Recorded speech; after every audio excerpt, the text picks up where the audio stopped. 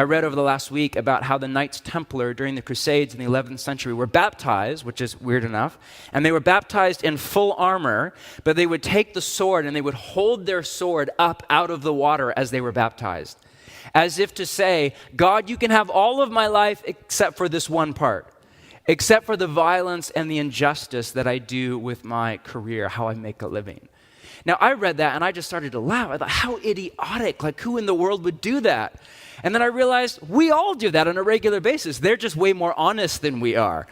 Like we're really good at hypocrisy. Like we've turned that into an art form after millennia of church history. Can you imagine if we actually had like honest baptisms? It was like just hold up whatever you don't want to give over to Jesus. And so people like baptized with an iPhone up or like a picture of a girlfriend or a schedule or a Wi-Fi habit or an identity or a label or a dream or a career plan or a shopping habit of injustice or a you fill in the blank. We all live this way, just some of us are more honest than others.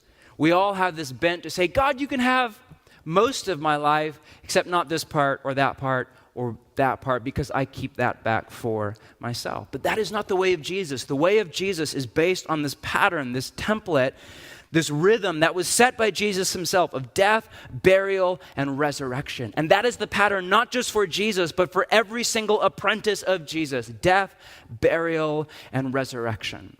Now, this life of the cross, life of self-denial, is this invitation to come take up your cross, live this way. It's found in all four Gospels. So if you read Matthew, Mark, Luke, John, it's in all three. But my favorite is Luke, and we read from Luke because he slides in that word daily.